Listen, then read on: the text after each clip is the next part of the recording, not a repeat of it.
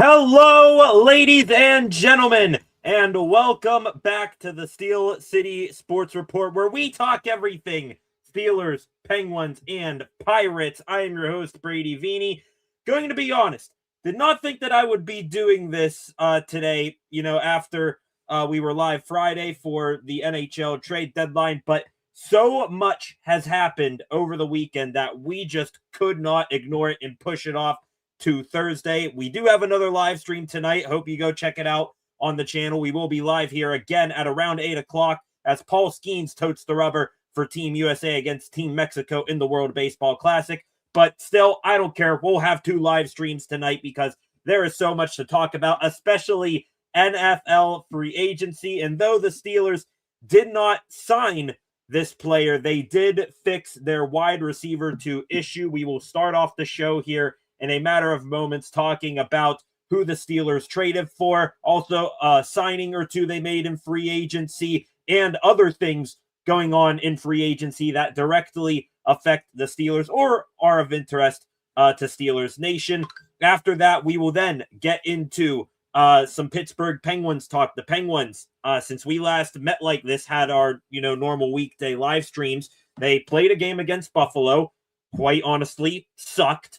Evgeny Malkin gets suspended. The Pens get their doors blown off. Friday, we were here live for it. Trade deadline. Pens just made one trade. We'll talk about that and what Kyle Dubas said. Then over the weekend, Penguins, another devastating loss to the Philadelphia Flyers. Hint, hint, in overtime. Things that, something that they quite honestly have sucked at all year long. But then, after all of that badness with the Penguins, they got our hopes up yet again. An absolute classic of a game they played yesterday against the Boston Bruins. One of their biggest comebacks of the season, maybe the biggest comeback of the season with all that's at stake right now this time of year, defeating the Boston Bruins. We'll talk about the Penguins as well. Then we will get into the Pittsburgh Pirates, briefly mention all that they did in their spring training games over the past little while. We'll talk about the Pirates and them starting to send guys back to either minor league camp or cutting them from spring training. And then after that, we'll get into the extra Pittsburgh Sports News segment. Just so much to talk about here tonight. Let's try to keep the live stream under an hour and a half, maybe just slightly over it. Do want to give myself enough of a time to catch a breather before Team USA versus Mexico at 8 o'clock. I'm sure hoping that all of you come back for that at 8 o'clock. If you want to continue conversations from this live stream onto that one, I don't really care. But lots to talk about here tonight, so let's not waste any time and get right into it after I tell you that if you are new here to the Steel City Sports Report, on your way in, please hit that like and subscribe button. Share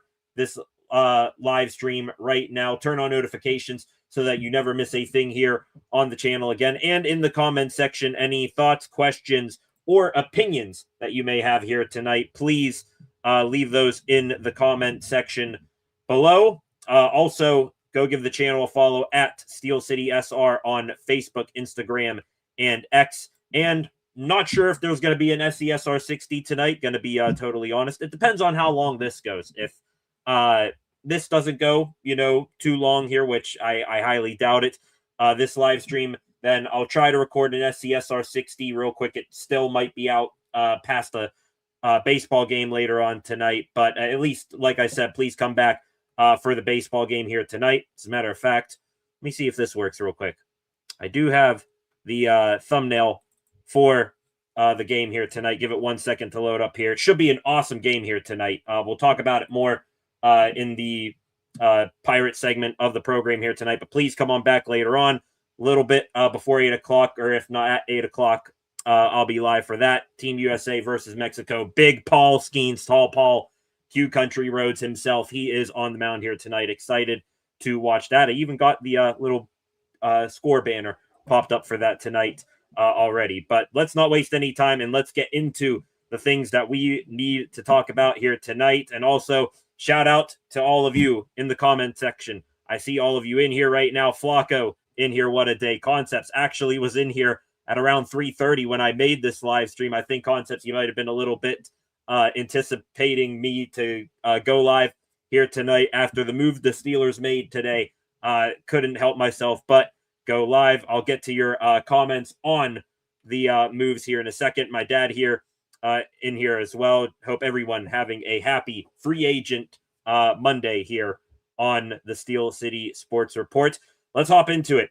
NFL free agency and the legal tampering period opening, and the Pittsburgh Steelers made a couple of nice moves to begin the day. It wasn't the most talked about move that they made today, but they did make a couple of re-signings. They went, actually, I think, the whole past week, as you saw other teams re-signing players. The Steelers did not re-sign a single one of their players that were set to be free agents from last year's roster until that changed this morning. First one, they brought back Asante Samuel Jr. I like that. A 1-year, $4 million deal for ASJ. Did he have, an awesome year or back end of the year when he joined the Steelers? No, but did he show flashes that he still is on track to get back to the Prince that was promised to be when he was with the LA Chargers? I do think so. So a 1-year, $4 million deal for Junior. Versatility, play some special teams as well. I'm cool with it. Comes at a bargain, too, especially if you get him back to where he was when he was in LA before the injury. And also, they brought back Cole Holcomb. A 2-year, $5 million deal for Holcomb comes out at $2.5 per year. That's just an inside linebacker depth move. Actually, kind of shocked me a little bit, but also, if you're the Steelers, I guess it wouldn't be the worst thing in the world for you to bring back Cole Holcomb. You have him now still in the same room. Patrick Queen, Peyton Wilson, Malik Harrison, not sure if he's still going to be cut or not. And you got Holcomb with Carson Bruner, the rookie from last year, on special teams. So the Steelers, looks like as of right now, they're going to be running it back with the same linebacker room. We shall see if that sticks between now and then. And then they made the big move of the day. Well, at least trade-wise. Michael Pittman Jr. is a Pittsburgh Steeler, ladies and gentlemen. The trade made around 1 o'clock Eastern time. The Steelers bringing in Pittman for not all that much either. This is, quite honestly, the best part of the deal. It is a late-round pick swap between the Steelers and the Colts for MPJ. The reason why the Colts were dropping Michael Pittman Jr. is because they re-signed Alec Pierce, who is presumed to be the top wide receiver in this free agent class. He re-signed with the Colts very first thing as soon as free agency opened at noon. 4-year, $116 million deal. That made Pittman Jr. expendable, at least from a money standpoint. The return, a late round pick swap. Don't know what rounds yet. I'm sure they're not, too big of a difference, like a 4th for a 7th or something like that. But that definitely tells you that this was a move. The Colts choosing Pierce over Pittman, and that Pittman, he was just a salary cap sacrifice at the end of the day, but still a good get for the Steelers. On top of it, Pittman not only comes to the Steelers on a bargain of a trade, the Steelers ink up Pittman to a 3-year, $59 million extension. That comes out to around $19 million per year, so not too much of a downgrade in terms of salary for Pittman Jr. from what he made on a 3-year extension he signed with the Colts back in, I believe, 2023. And also, I like this.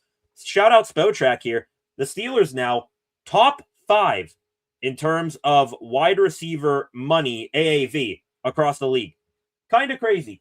The Pittsburgh Steelers, a team that constantly, again and again, year after year, free agency after free agency, just keeps on throwing money into the endless pit of defense. Now, blink of an eye, after literally 1 calendar year apart, DK Metcalf, a Pittsburgh Steeler, he's making somewhere around $30 million a year. And then also, you got Pittman now as well, who's going to make just under $20 million. And that's not even, counting if the Steelers are going to be done quite yet. You have, Roman Wilson still on roster making rookie deal. You got Ben Skoranek as well. Calvin Austin, do you bring him back? I highly doubt it now with the addition of Pittman. But Maybe the Steelers make another splash in free agency. I wouldn't be opposed to double dipping. And then maybe they, draft wide receiver in the first round. That first round pick would make quite a bit of money as well. So just a little proud moment. Look at our Steelers. Now all of a sudden looking like they are actually trying to build something on offense. A bit of a background on Pittman for anybody who may not know.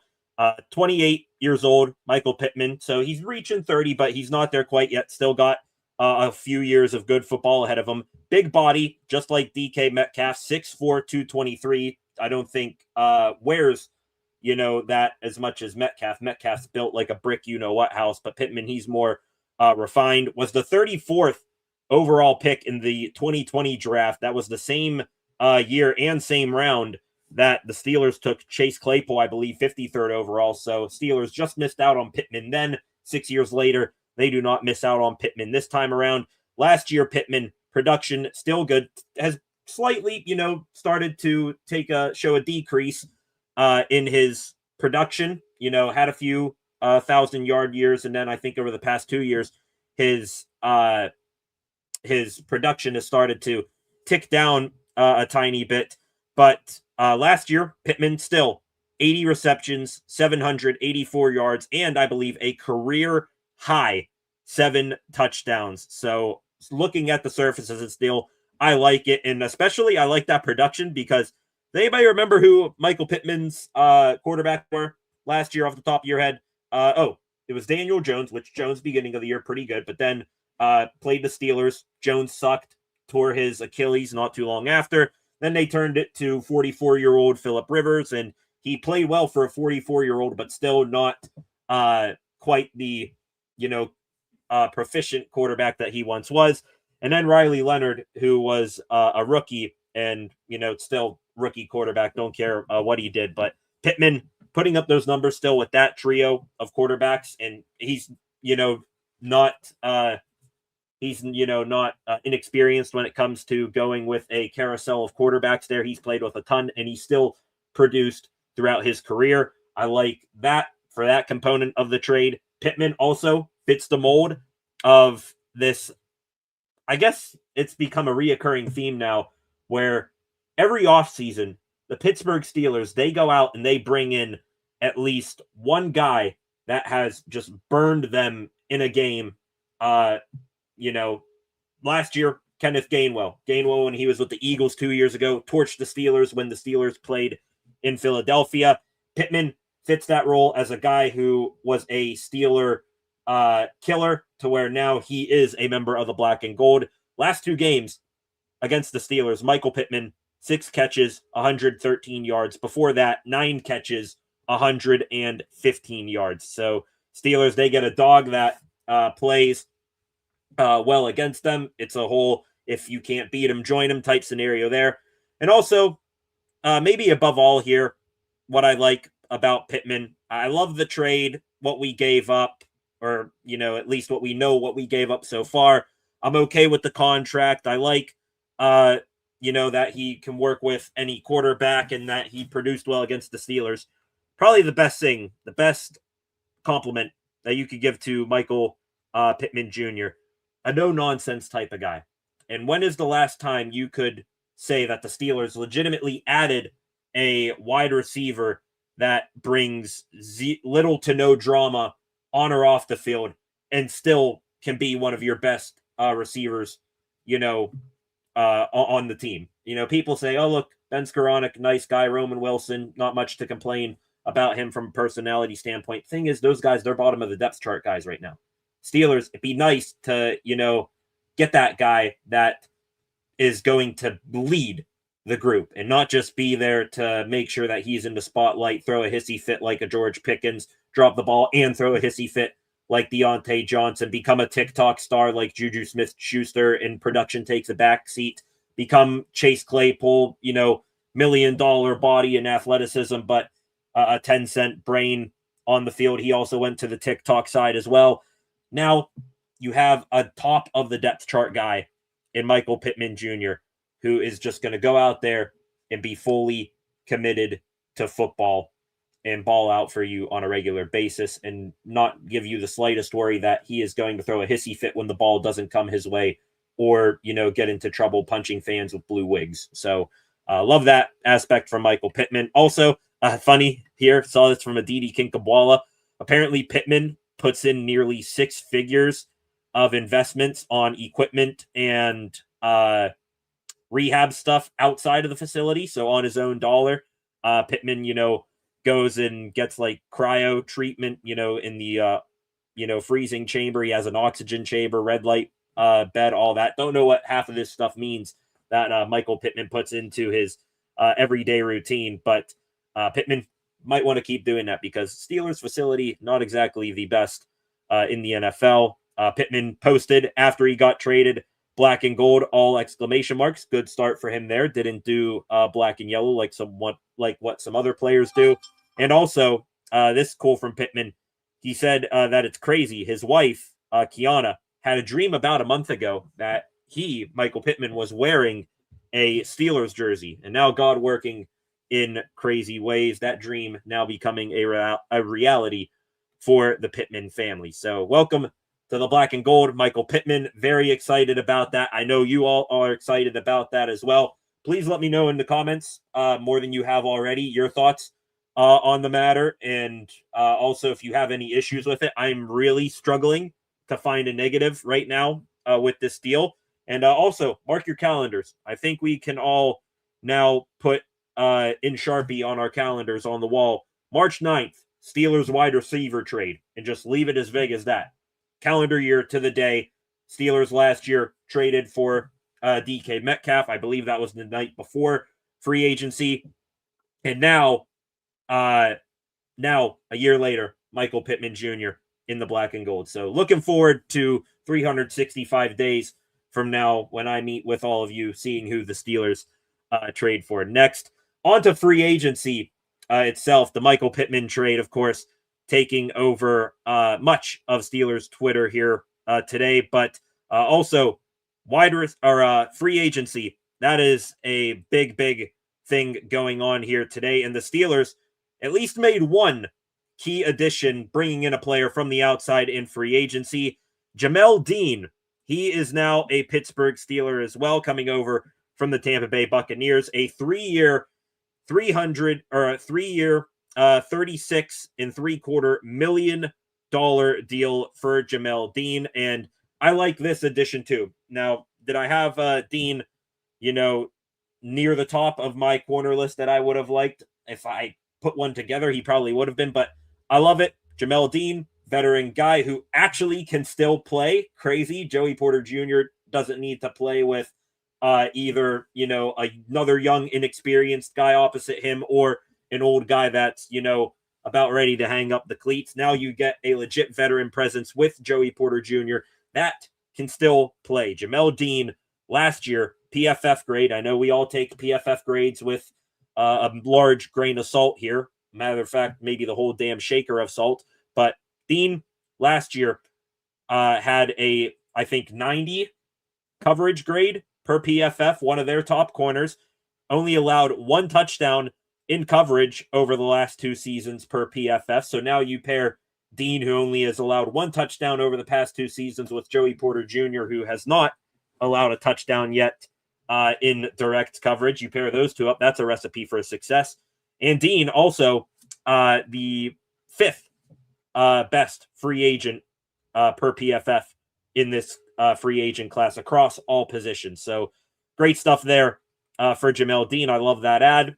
We can argue the contract, but hey, if he continues to produce with the Tampa Bay Buccaneers, and I'll even give him the benefit of the doubt if he, takes a step back in year 2 or 3, I think this is going to be a good addition for the Steelers. And also, Steelers secondary looking pretty damn good all of a sudden. They did lose one member, at least so far through free agency, but still, the backfield right now for the Steelers defense, corner, Joey Porter Jr., Jamel Dean, Asante Samuel, maybe strongest maybe in the history of sports talk. If Corey Trice can stay healthy, he'd be your number 4 right now. You got Brandon Eccles in the slot, maybe Jalen Ramsey plays there as well. But if not, back behind those guys, safety, Deshaun Elliott's going to be back from injury. Jalen Ramsey will be back there as well, I'm sure, if he continues to split time. And then maybe Steelers could still add a safety. I'm hearing tons of people out there wanting to bring a certain Penn State product back by the name of Jaquan Brisker. I would love that addition. A couple safeties went off the board today in free agency, but Brisker would certainly be a guy that I would want. Apologies there, taking a quick sip of water. But yeah, all of a sudden, Steelers secondary looking like it could be a strength of this team heading into the 2026 season. On to some other moves that directly affect the Steelers, but the Steelers did not make them. They did, sadly, lose at least two players today going elsewhere in free agency, both of whom I think Steelers fans are going to miss a lot, hopefully not miss dearly. Kenneth Gainwell, he is off the market. The Steelers tried to push for resigning Gainwell. You had Omar Khan constantly saying that we've been in talks with Kenny G and his camp, trying to get him back. They would love him back. I think, now every time Omar Khan says, we would love to have this guy back, just, put it in pencil, not Sharpie, because you never want to do that. Never say never. But anytime Omar Khan says that Steelers would love to have someone back, just assume that they're gone. Saw this 2 years or a year ago with Justin Fields and Russell Wilson. Now this year, the belle of the ball that the Steelers wanted to keep was Kenny Gainwell. He signs Gainwell a 2-year, $14 million contract with the Tampa Bay Buccaneers. I believe $10 million of that is guaranteed. So now Gainwell, after a season in which he led the Steelers in receptions, had over 1,000 all-purpose yards and won Steelers team MVP, he now becomes the first Steelers team MVP to immediately leave in the following free agent period since Neil O'Donnell in 1996. Hoping things pan out well for Gainwell. Rather better than Neil O'Donnell when he left, because he was just god-awful when he went to the Jets. But Steelers losing Gainwell, wish nothing but the best. Dude balled out, had a crazy catch, probably one of the craziest catches that I've ever seen a Steeler player make. So best of luck to him. Flacco, I'm sure you're happy. Kenny Gainwell, Bucky Irvin down there in Tampa Bay. That is going to be a scary running back duo. Also, James Pierre, he is gone as well. I believe that come before or after Gainwell? I can't remember, but Pierre, he's gone. 2-year, $8.5 million deal with the Minnesota Vikings. $3.7 million is guaranteed. Was pushing hard, I think, as well, just like Gainwell. The Steelers were to get Pierre back, but it's not the most shocking thing in the world that he gets paid, probably a little bit more money than where the Steelers were going to go. And also, he follows Gerald Alexander, the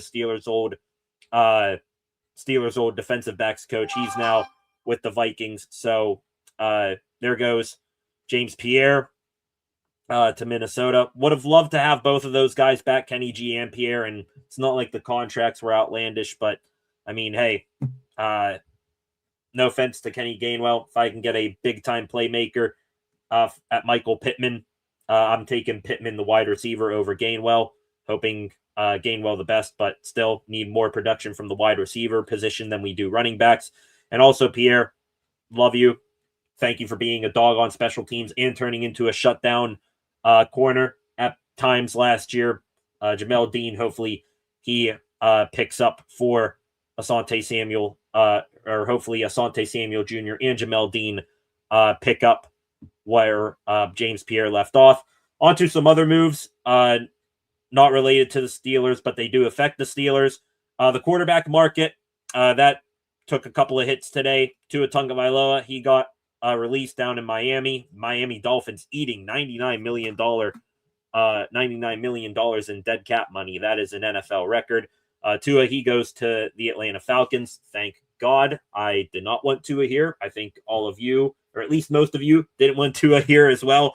Happy that he is now in Atlanta. They can take him. one I am sad to see go off the market, Malik Willis. He goes and follows, I believe, one of his coaches, Jeff Hafley, down to Miami. He fills in for Tua, a 3-year deal worth $67.5 million. That includes $45 million guaranteed. I think the Steelers saw that and they said, yeah, we're probably just going to run it back with Aaron Rodgers, and if Rodgers sucks or gets hurt, then we'll go to one Will Howard or Mason Rudolph or maybe some other rookie that we draft. So Steelers, too rich for their blood was Malik Willis, and they didn't show any interest in Tua. Maybe Steelers can still pivot to Kyler Murray or a Geno Smith. Ugh, as much as that pains me to say, what other quarterbacks are still available? Of course, Rodgers, Murray, Kirk Cousins, I guess, is out there. Not many appealing options left for the Steelers. So everybody get ready for the Aaron Rodgers show 2.0 for the Steelers at age 43.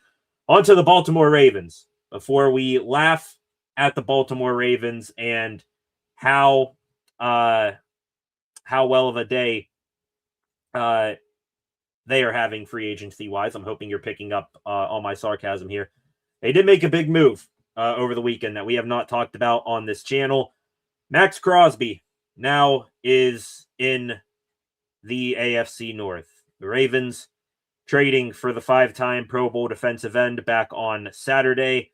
The Ravens, or it might have been Sunday, I can't remember which. Hell, might have even been Friday. Yeah, was Friday night, I think. Now I'm thinking back to it. But Max Crosby now trading black and silver for black and purple.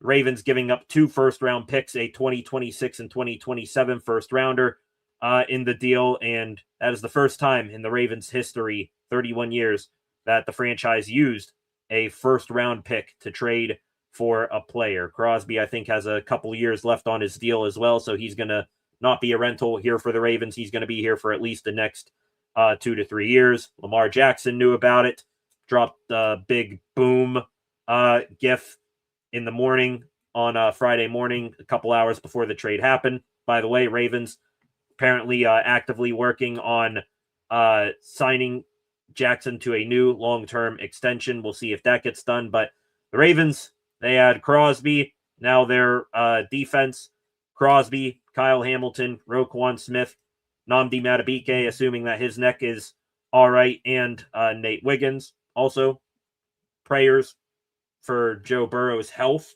I mean, don't want Joe Burrow to succeed, but praying for his health because now he's going to face Crosby, Garrett, and TJ Watt twice a year each, assuming he stays healthy. But yeah, the Ravens adding Crosby to their defense, and you got Crosby and those guys that I just mentioned. By the way, also on the Max Crosby thing, happy that the Ravens spent 2 first-round picks. At least we don't need to worry about them getting someone good high up in the draft. And also, let's pray that Troy Fautanu turns into an all-pro right tackle. I have faith in him, maybe more than all of you in here right now. But the Baltimore Ravens defense, those big guns I just laid out right there, that might be all they have, to be honest. They took massive hits left and right in free agency here today, so that affects the Steelers. Good news for them. First one, this one was huge. The Giants and John Harbaugh, they ended up signing 2 players from the Ravens. The biggest one, huge get for the Giants. They added punter Jordan Stout. He is now there for a 3-year, $12.5 million deal, highest paid punter in NFL history. All jokes aside, the Giants, they did get Isaiah Likely out of the division, 3-year, $40 million deal there. Likely, who I thought was really turning the corner 2 years ago to kick Mark Andrews out of town, and I thought he was going to be a problem for the Steelers for a long time. Now isn't the Steelers problem anymore. He goes up to Harbaugh land with the Giants, so good. Bye, Isaiah Likely. Don't let the door hit you on the way out. Mark Andrews, you tend to suck at times against the Steelers. Happy to keep you here for a little while longer. Another big blow to the offense of the Ravens. Tyler Linderbaum, gone. Their center, Linderbaum, signing a record for interior offensive lineman. 3-year, $81 million deal $60 million guaranteed with the Las Vegas Raiders. So Linderbaum going from the Ravens to the Raiders. I guess you can count that as a part of maybe the Max Crosby trade, because I'm sure some of Crosby's money is now Linderbaum's money. He'll get to snap to Fernando Mendoza here when he gets drafted in about a month. And now the Ravens interior offensive line. Not sure who's all left there. Steelers. They should really look to attack that part of their offensive line starting next year. Derek Harmon, Cam Hayward, Keanu Benton, maybe a high draft pick. Get after it in the middle, getting after Derrick Henry and Lamar Jackson. Some other guys leaving the Ravens. Draymond Jones, who they brought in via trade, which, I mean, now that trade, null and void. Ravens, the trade deadline last year, trade Odafe Oweh to the Chargers, bring back Draymond Green, Draymond Jones, excuse me. Now Jones is gone, 3-year, $39 million deal with the Patriots. Career high 7 sacks last year. Now you won't have a single one again with the Baltimore Ravens. And also the Ravens, they did let go of running back Keaton Mitchell here today. Still remains unsigned, but Steelers, I mentioned Mitchell. Special teams, versatility, also could be your second guy in your backfield. Could maybe even be your third guy if Caleb Johnson turns out to be something. I would go get Keaton Mitchell right now if I'm the Pittsburgh Steelers. He is like a Kenny Gainwell light addition. I think he fits that Kenny Gainwell mold to a T. Special teams, receiving ability. He's fast as hell, too, Keaton Mitchell. And he can slot anywhere in your running back depth chart from RB2 to RB4 if you want. So I go get Keaton Mitchell if I'm the Steelers.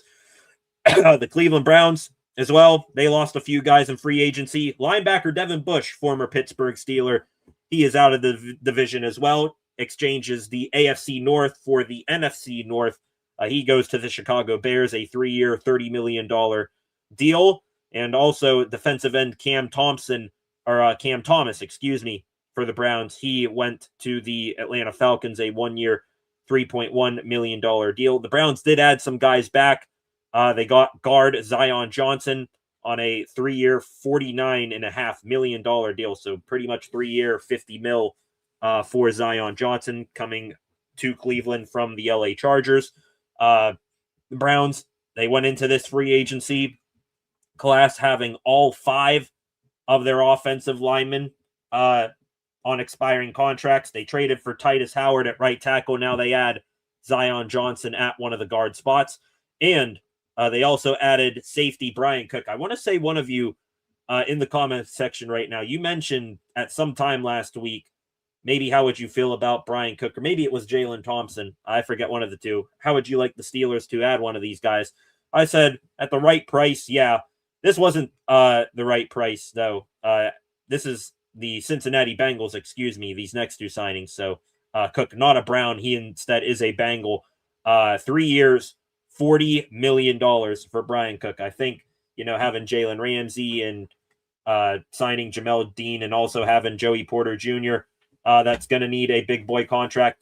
That is going to really tighten up the Steelers' wallet here. What's going on? I have to look for something here. Okay. By the way, SCSR Dad in the building here. 2 new things came today. Excited about it. Yes, I have. That right there.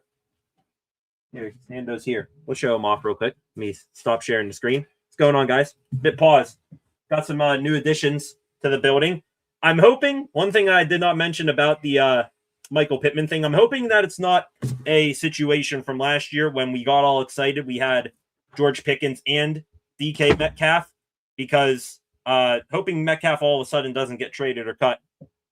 DK Metcalf, autographed helmet, arrived here today. I can actually put this thing on. I'm not going to. It doesn't have the Rydell, thing right here. So I could put this on if I wanted to. Not going to, but DK Metcalf, autograph helmet right there. Hopefully I'm lining up the autograph.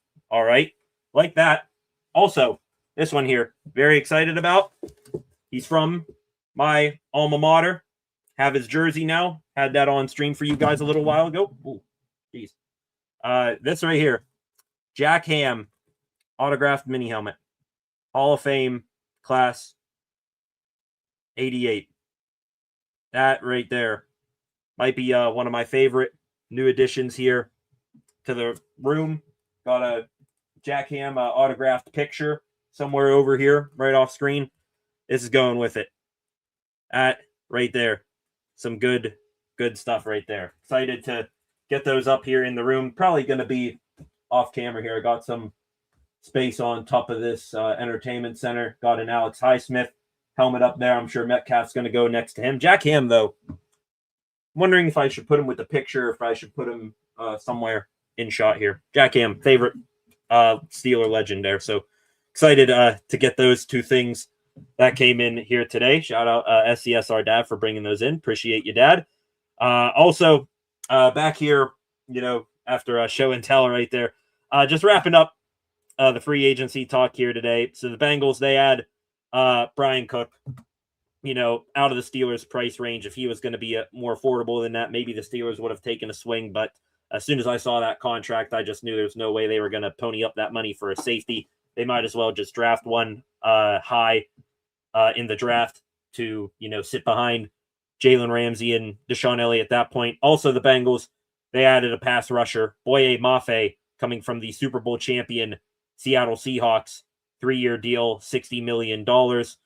It's probably your Trey Hendrickson replacement. Will he be as productive as Hendrickson? Probably not. Also, will Mafe be better than Shamar Stewart, who they added? Will Stewart fill in the Hendrickson role? Absolutely not there as well. So, couple additions for the Bengals, one addition and two losses for the Browns, and then the Baltimore Ravens just losing guys left and right in free agency here today. And the last thing here, last few things here on free agency today. Funny, quarterback Mitch Trubisky, former Steeler, he's on the move again. He's going to go back up Cam Ward down in Tennessee. Minkah Fitzpatrick, now closer to home here in Pittsburgh. He getting traded this morning from the Miami Dolphins to the New York Jets for a 7th-round pick. The Jets, on top of it, gave Minkah a 3-year, $40 million deal. So the same exact thing, pretty much to what Brian Cook got there. Not sure who's better at this point in their careers. Probably Cook, but Minkah still getting paid. Welcome back up north, Fitzpatrick. Hopefully your career does not, like many careers, just go to the graveyard there with the New York Jets. And that's pretty much it. Minkah's back up here somewhere. For those of you, who maybe are complaining, why couldn't the Steelers get Minkah back? Literally a league rule. You cannot trade for a player within the 2 years of you moving them. We're only roughly 1 year into Minkah Fitzpatrick getting traded from the Steelers down to the Dolphins, which that trade now looks worse and worse by the day for both sides. But Steelers, unless Minkah was cut, could not reacquire Minkah. And that pretty much does it for day one of free agency. I'll go back out here to Twitter in a moment, see if there's any other free agency things working on. Guard / center for the Green Bay Packers, Elgton Jenkins. He got released today by the Green Bay Packers. That would probably be my favorite overall target for the Steelers in free agency, aside from Draquan Brisker. If you're going to bring Aaron Rodgers back, I mean, is he one of Rodgers' buddies? Yes. Is he still good, though? Also, yes. I would go get Jenkins to fill in for Isaac Seumalo at left guard. Can also play some center, too, in a pinch. God forbid Zach Frazier get hurt. See some other guys who are available for the Steelers here in free agency. Brisker, Rachaad White, another guy. Maybe you can do a whole swap thing with the Buccaneers there. Bring in Rachaad White to fill in the Kenny Gainwell role. I think the Steelers are going to give a legit shot to Caleb Johnson now that Mike Tomlin's gone. Rico Dowdle, if you want to get that true RB1, RB2 tandem. Again, Rico Dowdle's available. The Steelers aren't done adding at wide receiver. If you can get one of these guys at a steal, now that you added Pittman, Romeo Doubs, Rashid Shaheed, still out there at wide receiver. Wyatt Teller, a guard, still out there. He could come over to the dark side from the Browns organization. Love his play. I respect Wyatt Teller, one of those few players on a rival team that you actually respect. And I think that's pretty much it right now for free agency. If there's any massive deals that have gone down since I've been live, I haven't looked at my phone here. Looking right now, got Adam Schefter notifications that have been popping off all day over here. Looks like Nakobe Dean, linebacker for the Eagles, 3-year deal with the Raiders. Also, the Raiders are giving former linebacker Quay Walker a 3-year, $40 million deal. So all of a sudden, Max Crosby gone, but the Raiders are going with a quantity, not quality approach to their defense. They're adding people left and right. Chiefs, Travis Kelce's coming back. 1-year, $12 million deal. Max is out at $15 million. Everyone's excited about that. Sarcastically, Jermaine Illuminor, he's re-signing with the Giants. That looks like it. D. Alford, a corner, is going to the Bills. Do we have any other Steeler things here going on? Any other Steeler things? Source, Kenny Pickett has a 1-year deal with the Carolina Panthers. That is just breaking, ladies and gentlemen. I can hit this. Kenny Pickett's on the move, boys. He's coming back east.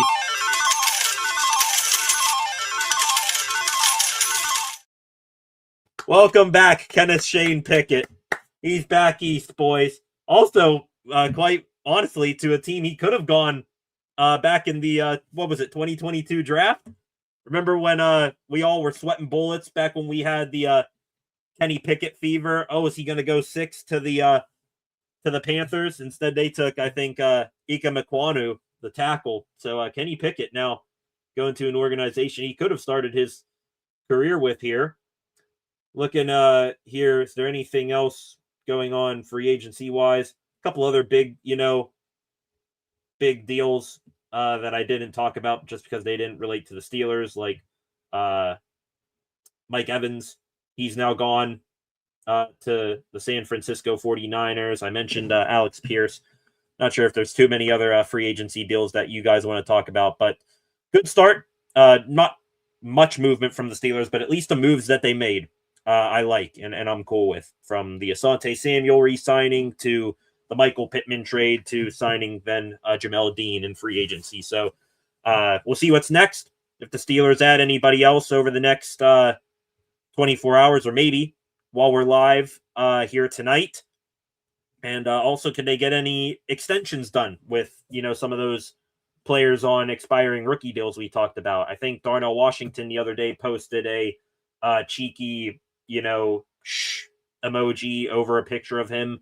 Maybe he's in negotiations for a contract extension. Joey Porter Jr., same thing. He's going to be due big boy money. So we'll see how aggressive the Steelers remain in free agency here for the next little while. So interested to hear what you guys think on the Steelers free agency moves here today. Let's go to the comment section right now. You guys just lighting it up right now. 81 comments since we began the live stream here this evening.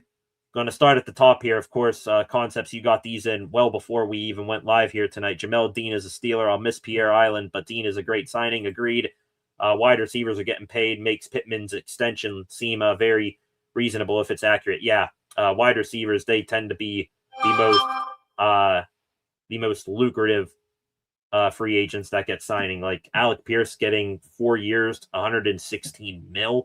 That right there is crazy. That I like Alec Pierce and am impressed by what he did last year, but is he worth over $100 million? I am not quite so sure about that. We just got a breaking news story. Looks like one of those wide receivers we talked about that could have been Steelers just went off the board. We got another signing alert. I guess I'll just hit this anytime my phone goes off here with Adam Schefter stuff.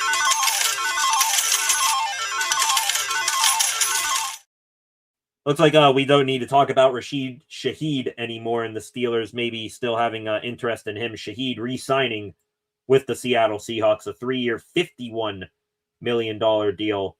Includes 34 and a little over $500,000 in guarantees. So Rashid Shaheed, he is staying out west. Steelers came close, I think, to trading for him at the deadline, but could not do it. This right here, I love from Concepts. I have seen a few Steelers fans out there be like, oh, we got Pittman now. No need to, draft a wide receiver in round 1 anymore.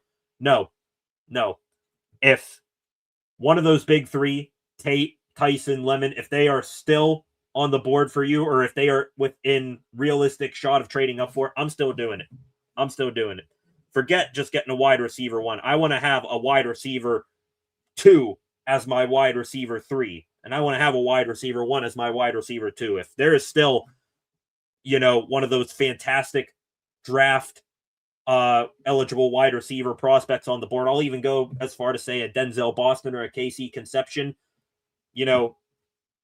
still go out, get one of those guys, because Pittman, Metcalf, assuming that they keep Metcalf again here, hoping they do, helmet and all, they'll be tied at the hip together. I think they have the exact same amount of years left on their deal. You're still going to need someone after it, and I would like to start now making sure that we plan for having a wide receiver after the Metcalf Pittman day. So still want Mekhi Lemon, still want Jordan Tyson, Carnell Tate, any one of those top of the draft guys. Would love to have that.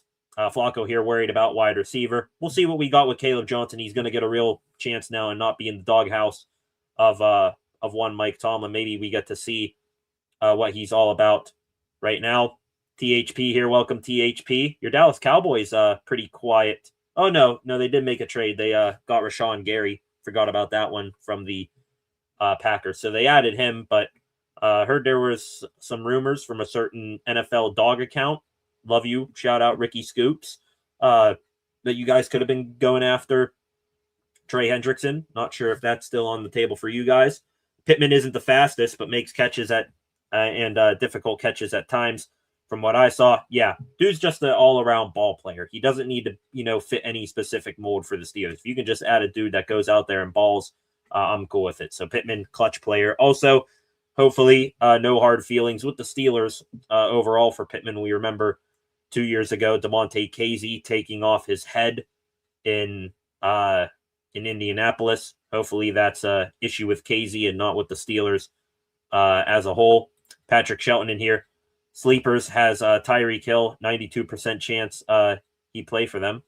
Not sure. Are you talking about the Steelers or the sleeper NFL accounts? No Tyreek Hill. I think Tyreek Hill just doesn't fit the Steelers for a litany of reasons I've mentioned here on the channel before, and not going to go into those again. You guys talking about Pittman here and his injury issues. Not worried about injury issues. Dude's going to ball here. So Pittman posted on Twitter and IG, had a dream. Yep, said that there. Flacco or Concepts, whoever had that. My phone just buzzed here again. I thought that was another Adam Schefter thing. ASJ Equality re-signing for sure. Agreed. Only got to see him in a brief sample size. Now that he'll actually have a chance to have a full, regular off-season, training camp, preseason, all that, maybe he does get back to that form. I mean, he did well for jumping on the proverbial moving train, as Mike Tomlin likes to say, but now he's going to have a legit run-up to the season. I'm cool bringing him back, and still cheap, 1 year, $4 million. It's not going to break the bank in terms of football salary. Looking here as well, you guys starting to leave comments on the Max Crosby thing here. Max should have went to the Cowboys, says Flacco. I'm sure THP would have loved that. Still might get Trey Hendrickson, though. At least the Ravens don't have first-round picks for the next 2 years, am I right? We'll see. Guys here, another big signing from today. Upset KC. Kansas City got Kenneth Walker, the reigning Super Bowl MVP, goes to the Chiefs. And I think the Chiefs, all of a sudden, they are going to piss off a ton of us and really be back in the Super Bowl conversation next year. Travis Kelce's back. They added Kenneth Walker. And, sure, they traded away Trent McDuffie and also lost Jalen Watson today, but they got 2 first-round picks. I'm sure one of those is going to be on a corner, so they'll be able to replace those guys in some way, shape, or form here. There's another element of the Max Crosby thing, too. They did just give up 2 first-round picks for a 29-year-old. People have been saying if you can get 2 first-round picks for Max Crosby, you can get a first-round pick for TJ Watt. But also, at least Steelers will still have 2 first-round picks in the next 2 years and not be buying on a declining product here in terms of age soon. Looking here, Travis Etienne went to New Orleans. Yes, he did. I believe he's from Louisiana, from what they said. You guys all in the comment section here. I'm catching up here. If you guys, I'm catching up here. So if I'm reading, some stuff you guys already talked about long ago, I apologize. I think the Steelers will get a guard today. I'm hoping, just like the comment below yours there, that it is Jenkins. I would love to get Elgton Jenkins for litany of reasons. That camaraderie with Aaron Rodgers, because I think it's a foregone conclusion.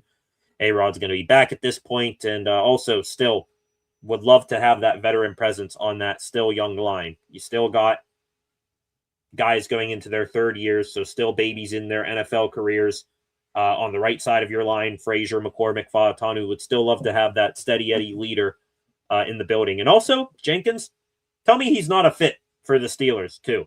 I mean, he played for Mike McCarthy. He's going to have Aaron Rodgers as his quarterback back.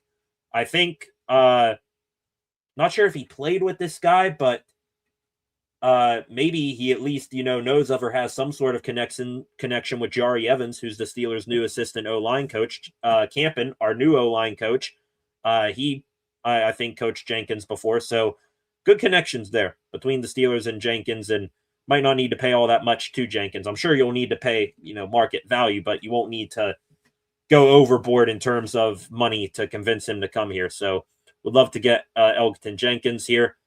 THP irony, Dallas wanted Gary for the Packers, the defensive tackle in the Parsons deal. He said no, got him today. I think that's hilarious if that's true, getting Rashawn Gary, and only for what, late round pick, something like that, a 4th, I think. Kyler didn't go to the Vikings. I'm having popped up Twitter here in the hour we've been on. If Kyler Murray is a Minnesota Viking, please fill me in there, because I would not know that right now. So if Murray is a Viking, fill me in if that deal got done. You guys here. Trades do not bother me. They are still the Ravens. As Flacco says, F the Ravens. That is true. That is true. The Ravens, if they could have a good thing, I think they'll find a way to mess it up sooner or later here. Or here. From you guys seeing Mike McCarthy, year 1 will be good. I'm hoping so with this start to free agency. At least the offense will be better. That I can pretty much promise here. Guys, reactions in the comments. Thanks for the love on the new additions to the office here. Looking what else is going on here. 0 parts of Ty Simpson. Yeah, I'm good on the Ty Simpson front. Unless it's a 2nd round pick and he falls out of the 1st, then we'll revisit that at a moment, at a later time. Do want to give, Simpson, he's not a terrible prospect. Just had a bad ending of the season. Injuries came with it. I'll start Jameis Winston over Ty Simpson. You're living by the sword and dying by the sword with that one. I think you said that on here before, Flacco. Here, Brian Cook's still available. No, went to the Bengals. He's in the North, just not on the team that you may want their concepts. Mark Collins here. Pittsburgh Steelers will draft the best safety, best offensive lineman available at the 21st pick. I would still love for it to be a wide receiver at 21, especially if one of those good ones is there. But safety at 21 or, an offensive lineman, not going to rule that out. Caleb Downs isn't going to fall down too far, but that'd be a hell of a get for the Steelers. Behind him, you got, I think, McNeil Warren from Toledo, Feineman from safety. It's all about where the Steelers have safeties lined up on their draft boards. Offensive line, though, that could very much be a pick. You got Ione from Penn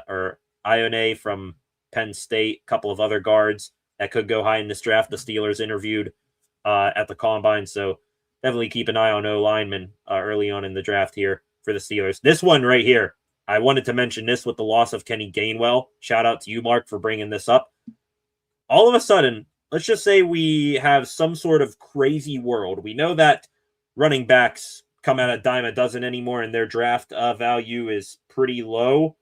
But if Jeremiah Love out of Notre Dame starts, sniffing around the teens or somewhere in there, and he becomes available, or the Steelers have a chance to trade up, I would not mind getting Jeremiah Love, because now you look in terms of weapons for the quarterback. You got Metcalf on one side, Pittman on the other. I'm sure you're going to add a receiver free agency draft at some point that's going to be decent to be in the slot. You got Muth and Washington at tight end. Backfield, Jaylen Warren right now, he's pretty much your lone guy. We'll see what we get with Caleb Johnson. If you can just get an all-around weapon that can do it all and do it all at, unreal levels, maybe one of the best running back prospects we've seen in years, sort of a Jahmyr Gibbs type with Jeremiah Love, I'm adding it. I don't care that it's, probably not even in the top 5 of our needs for this draft. I would just take best player available, get in a weapon, and we'll figure out how to use them later in Jeremiah Love. So I am aboard that idea way more than I was at any point this offseason here. Jeremiah Love. Looking here, seeing some other things in the draft here. More depth for the wide receiver room. I think the Steelers make another smaller wide receiver signing, Tolbert. I could still see Jalen Tolbert coming here. Mike McCarthy guy in Dallas. He could be your fill-in for Calvin Austin there. Also, Steelers, if they still love their guys that played well against them, didn't nail, or Tolbert catch a game-winning touchdown against the Steelers a few years ago. Christian Kirk would be cool too. Yeah, he became a little bit forgotten in the Pittman news. I think Kirk would have been up near the top of my list for some wide receiver help for the Steelers. All of you in here right now asked about Cook. It really sucks. He's a bungle. Yeah. Shout out to SES, our dad, for cameo. All of your other comments here. Keep those comments on coming throughout the show, ladies and gentlemen. It's pretty much a football-centric show here today. Looking at the clock now, we spent the first hour talking about Steelers wide receivers, so we might be rolling right into the World Baseball Classic live stream here. I'm ready for it, though. Ready for it. Got the Paul Skeens Team USA jersey. I think I wore that. Did I wear that on a live stream, or might have been on a SESR 60? We got the Skeens USA threads back there ready to go here at 8 o'clock. There's another big deal today. Jalen Phillips going to the Carolina Panthers on a 4-year deal. So many big signings here today. Was a hell of a free agency opening for the NFL. Just haven't gotten to all of them. Been, sticking with Steeler-centric deals right here. 16 of you in here right now. Welcome to the Steel City Sports Report. On your way in, please subscribe to the channel. Turn on notifications so that you do not miss a thing here on the channel. Again, like this live stream. Share this live stream in the comment section. Please leave your thoughts, questions, or opinions on the NFL's day one of the free agent frenzy, the tampering period. All of these deals become official on Wednesday. So I'm sure we'll be back here Wednesday at some point talking about the Steelers officially, signing Jamel Dean, finally completing the trade. Maybe we know exactly what picks they are by then for Michael Pittman. So fun week ahead here on the channel. And it's all starting off in a big way today, talking about Steelers free agency. Hopefully we have more signings and acquisitions for the Steelers to talk about tomorrow. One last comment here from Concepts before we switch up gears to a new topic. Hypothetically, could the Jets now trade Minka to us? I know it would never happen. Just curious. All I know is that it is NFL rule that you cannot trade for a guy that you cannot trade for a guy you traded within a 2-year span. So we're only roughly a year into Minka being off the Steelers. Not even a year yet. He came later on in the summer of the Minka trade. Have no idea now if it's now he's been moved twice. If that now becomes null and void, I'd have to read up on the league rules. So we'll see. Minka's, good job putting the word hypothetically on there, because now he's not going anywhere, signing an extension there with the Jets. All right, ladies and gentlemen, let's go. Did I just read that right? That is crazy. I'm looking at myself on the screen here. Did I just see Brad Marchand for the Panthers out for the season in the NHL? Huh. Things keep getting worse and worse for them Florida Panthers. But speaking of that, we now move into hockey, ladies and gentlemen. We will come back to the NFL, so we can still talk about that in the comment section a little bit later on in the show. But I do want to get through our last two big talking points here for the night. Our next one, switching up gears to hockey, Pittsburgh Penguins. What a wild past 3 or 4 days they have had. Some of it pissing us off, the others making us cry, the others making us really, really happy. And as a matter of fact, it probably went in that exact order too. Since we last had a live stream like this, the Pens, they went out and played 3 more games, and the NHL trade deadline has passed us by as well. We were live for that on Friday. Back to Thursday. Didn't get to talk about that here on the channel like this. Pens taking on the Buffalo Sabres at home, and it was, I'm not going to sugarcoat it here, so excuse my French. It was a shit show from start to finish, and it mainly centered around the officiating, too. Funny enough, the 2 referees in that game from last Thursday in the Sabres-Penguins game, they were both Robert Morris alums, so from a college in Pittsburgh, but was 1-1 after 1 against the Sabres. You had 2 shorthanded goals, 1 for each team. Ryan McLeod for Buffalo, Brian Rust for the Pens. Second period, that's when all hell broke loose. Rasmus Dahlin, which, by the way, he is a talking point. Defenseman for the Buffalo Sabres, gives Evgeny Malkin one too many cross-checks to the ribs.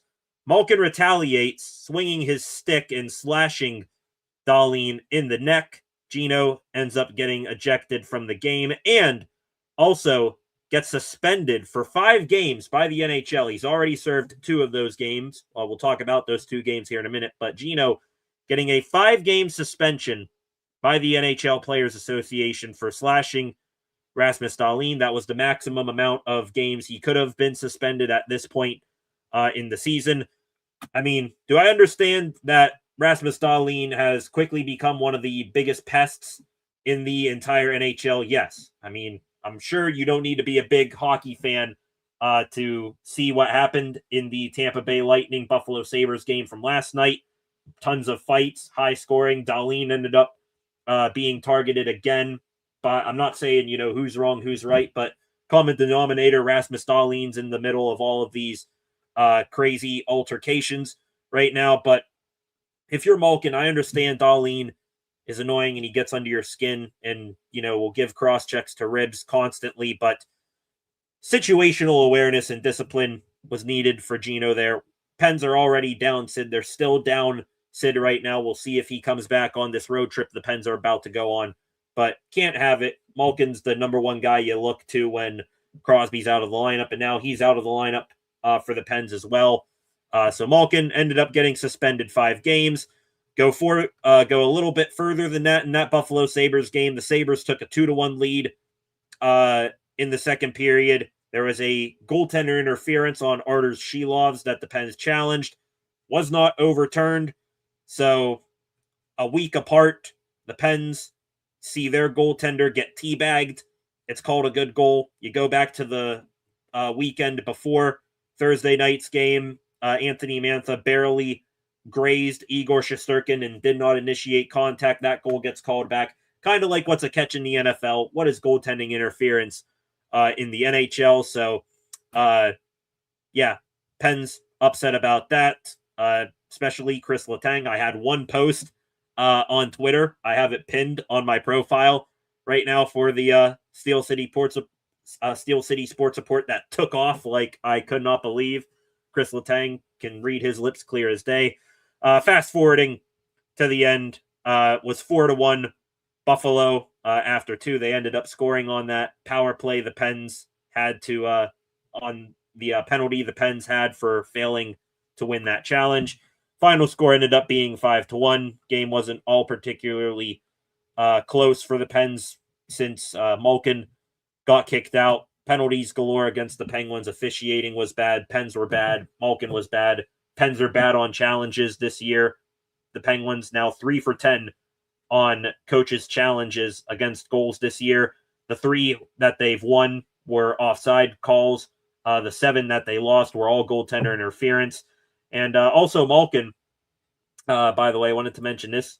The Malkin suspension from Thursday, the last 3 suspensions handed out by the NHL Players Association have all been against Penguins. Brian Rust got suspended earlier in the year for 3 games. Defenseman Caleb Jones, who was on the comeback from an injury, he got suspended 20 games for some sort of substance thing with his rehab. And now Malkin, 5 games for Slash and Darlene. So the Penguins, right now, all eyes on them in the suspension department by the NHLPA. Moving on from that atrocity that was last Thursday's game against the Sabres. Deadline day was Friday. We were live for that for a little over 3 hours. Pens went into it with Kyle Dubas looking to add a defenseman and a young Igor Chinakhov-like player. They did not get their defenseman. They did add a Chinakhov-like player, Elmer Soderblom, forward winger from the Detroit Red Wings, was acquired for a 3rd-round pick. He is 6'8", 252 pounds, a big boy, but doesn't necessarily play like a big boy. He's, still trying to be more of a speed or in skill type player, but we'll see what we get out of Soderblom. Pens, not surprised they didn't do anything much besides that one move at the deadline. Asking prices for players were crazy. They did not move Stuart Skinner either. And the Pens also saw movement in their division. Teams all around them jockeying for playoff position made moves. Nick Delorier from the Flyers went to the Hurricanes. You're going to see the Hurricanes 3 times in 12 days for the Penguins. That is absolutely insane and tragic. So that sucks. New York Islanders, they had one of the bigger ads at the deadline, adding Braden Shen from the St. Louis Blues for Jonathan Drouin, a 1st, a 3rd, and a prospect. And then the Columbus Blue Jackets, they added for a 3rd and 2nd round pick winger from the Vancouver Canucks, Connor Garland, and signed him to a lucrative extension. So all around the Pens, teams made good moves at the deadline, and the Pens only had that one minor addition. Kyle Dubas said that the loss of Malkin and Crosby did not affect their deadline plans, clearly so. And the Pens also called up Ville Koivunen after the deadline on Friday. Then we got into the weekend games. Going to be truthfully honest, was busy Saturday night, so I did not get to watch most of the Penguins-Flyers game. They did lose 4-3 in a shootout. That is very unsurprising. Erik Karlsson ended up making a milestone, became the 10th defenseman in NHL history to record 13 40-point seasons, but that's pretty much all that was to get excited about for the Pens in that game. Every time something good happened for them, the Flyers would answer back, and then the shootout that then, was what it was for the Pens. Still suck in shootouts. They're, I think, now 1 for 9, 1 and 9 in shootouts this season. Just truly awful. Seems like every year it's going to come down to the wire anymore with the Pens and making playoffs. And there's always one thing that they suck at in a given year. 2 years ago, it was the power play. Last year, it was goaltending. And this year, they can't win when the game goes to overtime or a shootout. Mike McCarthy was in the building, though, for the Pens game Saturday night. So at least he got reintroduced to Pittsburgh that way. That was cool to see. Then yesterday, after 3 days of horridness for the Penguins, the terrible loss to Buffalo, the lackluster deadline, and the losing to the Philadelphia Flyers in a shootout, Sunday, yesterday, really picked us up. No Justin Brazeau in the lineup for the Pens. He's day-to-day with an upper body injury. That sucked. That's not the good part, though. The good part is we saw some real shuffling in the lineup for the Penguins.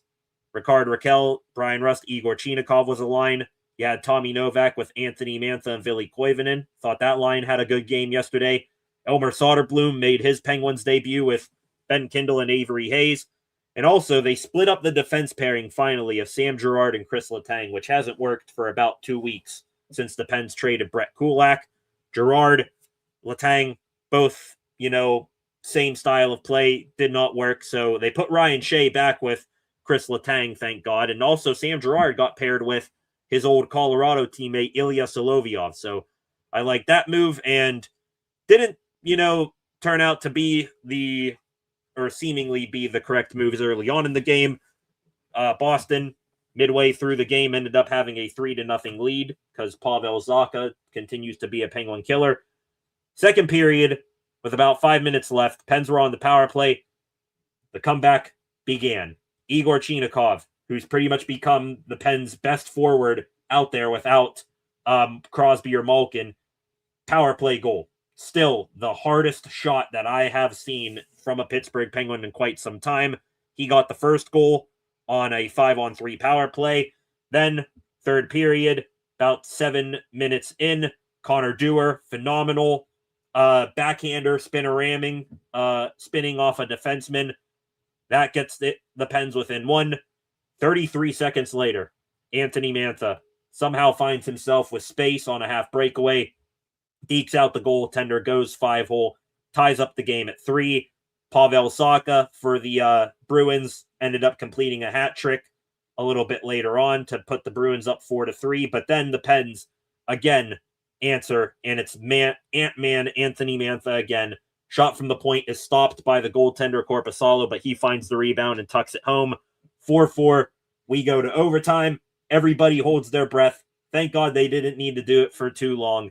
Tommy Novak, like 30 seconds into overtime, buries the game winner. A thunderous shot past Korpisalo. Pens win it 5-4. Shout out to Igor Chinakhov again, by the way. Gave him kudos on the shot on the power play that got the comeback started.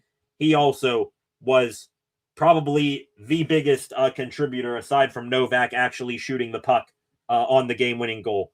Was a pestered Charlie McAvoy into a turnover, was skating the puck around the zone, fought off more contact, got a shot off, gloved the puck down, got the pass off to Novak. Novak tucks it home. Excellent game from the Pens. Some are calling it the best win for the Penguins this whole year in terms of just gutting it out and coming back from lots and lots of adversity.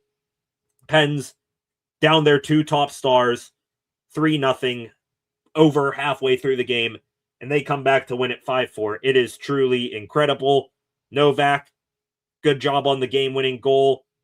Artur Shilov's bounce back after a rough start to that game yesterday. You had Anthony Mantha. He played incredible. Same thing with Chinakhov, who I've waxed poetic about enough. Erik Karlsson, throughout this stretch without Crosby and now without Crosby and Malkin, he still is looking like the Erik Karlsson that we traded for so many years ago, the Norris Trophy style of Erik Karlsson. So unbelievable stuff from the Pens. They get a huge win and get 3 out of a possible 4 points over the weekend without Malkin or Crosby. And also 2 cool stats here that I love from yesterday's game. Yesterday, the Pens went 8 years between overtime wins against the Bruins. Last time they did it, Malkin scored the game-winning goal off of a dynamic feed from Phil Kessel. I thought that was hilarious. And then, this one here, incredible.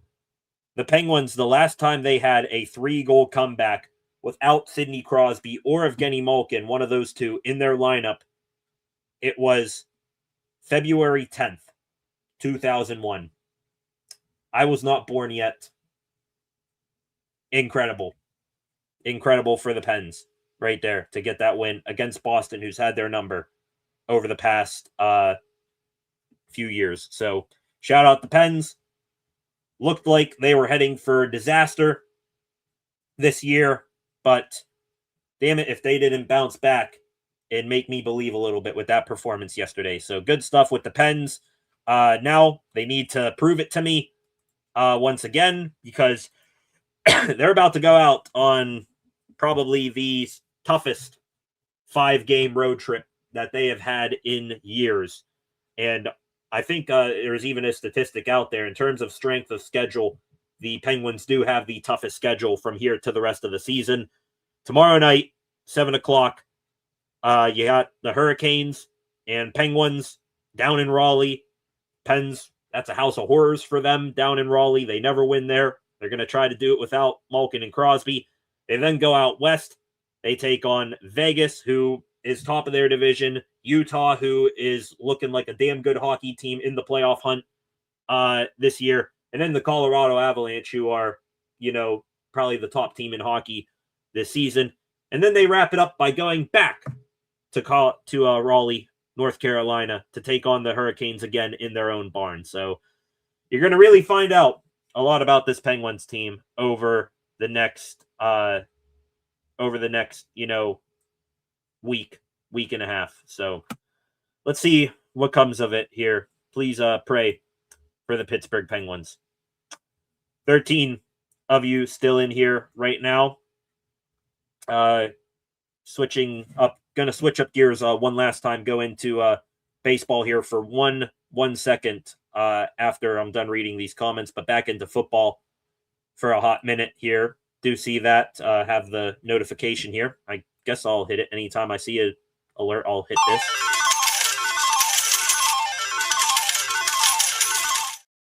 Yeah, Reed Blankenship to the Texans. They split up the exciting whites there in Philadelphia.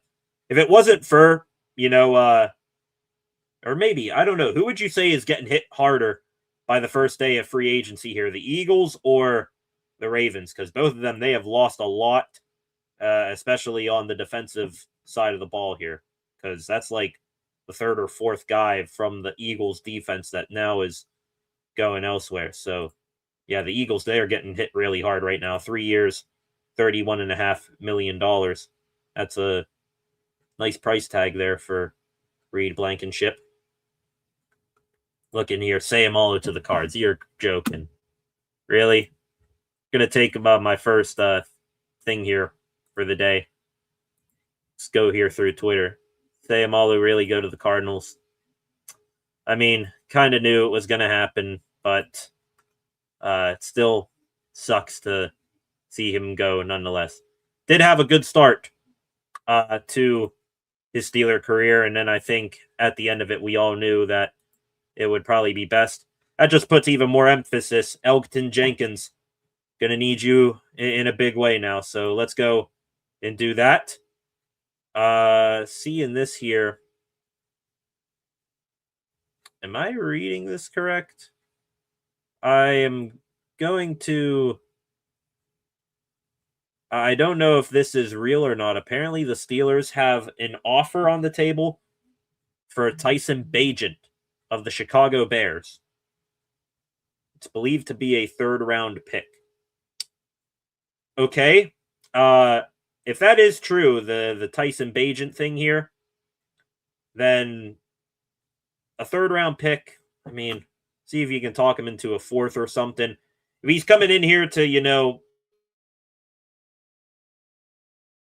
be like a bridge guy to Will Howard, fine. If he's coming in here to be a backup Rodgers, no thank you. That needs to be Will Howard.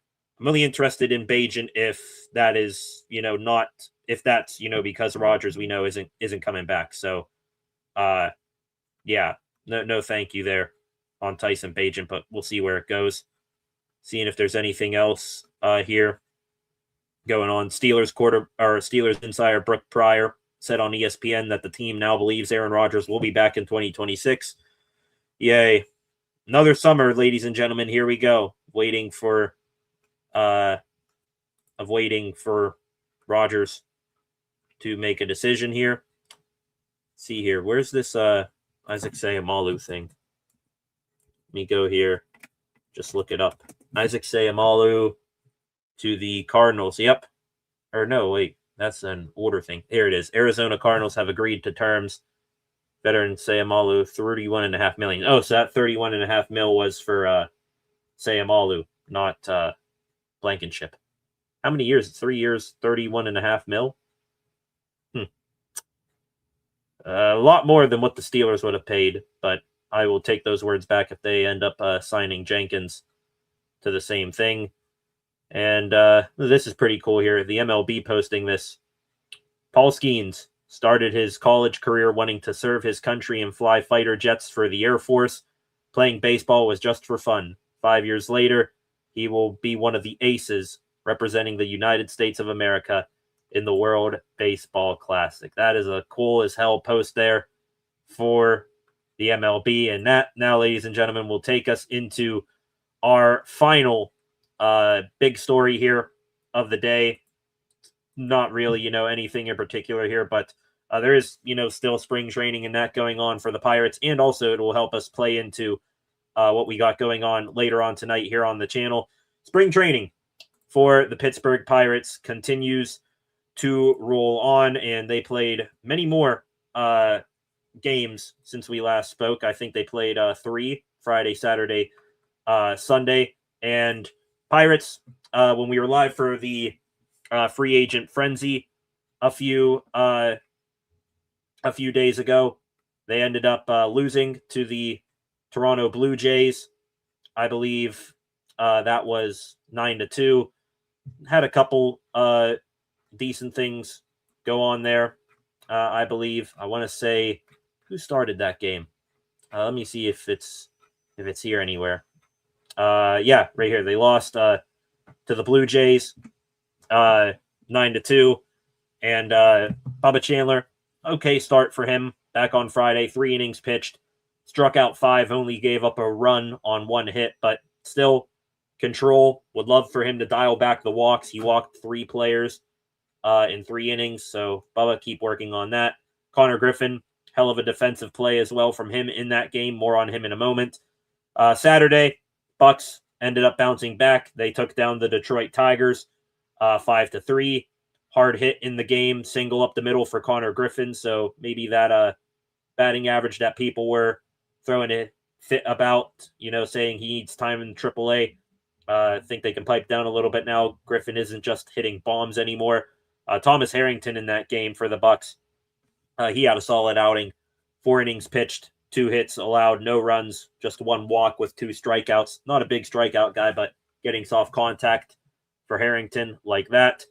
And then Sunday, the final day here for the Penguins, or for the Pirates, excuse me.